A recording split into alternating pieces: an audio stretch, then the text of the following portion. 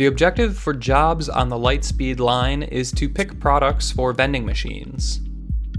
Products are positioned in totes for specific vending machines and routes. The equipment used includes a roller conveyor with front edge padding, a rack with gravity shelves, a tote trolley, a pallet, a pick-to-light order identification and fulfillment system, and a wire container for cardboard.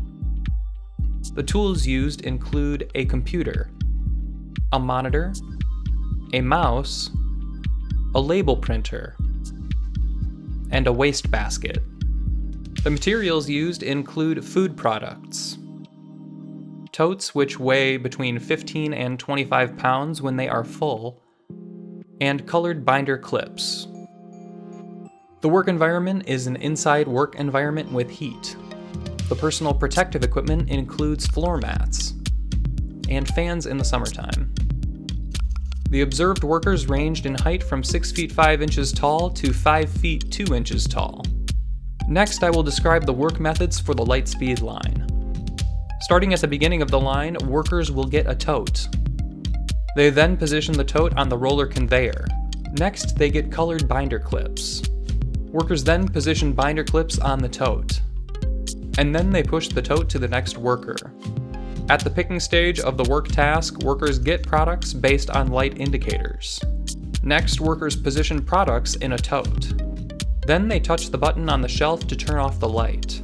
Workers then push the tote to the next worker. Next, they get and position replacement boxes of product as needed, and then workers throw empty boxes on the floor behind the work area. Workers at the end of the line monitor the picking process. They use the computer to create a label for the tote. Workers then get the label from the printer, and next they will position the label on the tote. Next, they remove the binder clip from the tote. Workers then position the binder clip in the box. Then they close the tote lids. Next, they lift the tote and carry the tote to the pallet. Finally, workers position the tote on the pallet. Some irregular elements of the job task included breaking down empty boxes, placing empty boxes in a wire container, and tearing off a portion of the box front to allow easier access to the product. There were several ergonomic risk factors observed for workers on the Lightspeed line. Repeated and sustained exertions were rated as a high pace. Hands were in rapid, steady motion and exertion to get and pack products.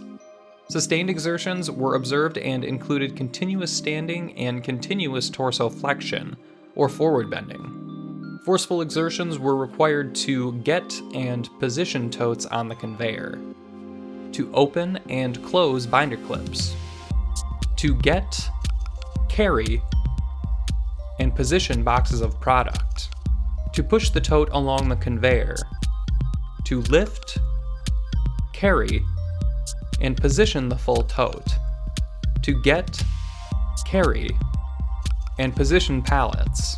Awkward postures were observed and include torso flexion, or forward bending, to get product and position product in totes. Elevated and extended arms and forearm pronation to get product from shelves and to position boxes of product on shelves. Wrist flexion, extension or backwards bending, and deviation or sideways bending to get product from shelves. Torso flexion or forward bending and elevated arms were observed to position totes on the pallet and to get totes from the tote trolley. Torso flexion and lateral bending to position the label on the tote. And elevated arms to position binder clips in the bin when picking is complete. The mechanical or localized contact stress observed was contact stress between the arms and the hands and edges of the boxes and totes. Contact stress was also observed between the shins and knees and edges of the conveyor. It's important to note that worn padding is on the conveyor edge. The recommendation for jobs on the Lightspeed line task include: investigate using automation to pick items on the top shelf and hand them to the worker or position the items in the tote to decrease posture stress and repetition. Investigate using colored paper, blocks, foam, or tape on the totes to decrease forceful exertions. If possible, load all boxes with the front edges cut open to decrease posture stress and forceful exertions. Consider eliminating the top row of the rack to decrease posture stress. Investigate different conveyor padding and/or shin pads to decrease localized contact stress. Investigate alternative picking strategies or picking cells based on products offered in vending machines to decrease posture stress. If possible, different rack configurations could be used to allow the worker to be closer to the products. Consider positioning the bin for binder clips on the table next to the label printer to decrease awkward postures.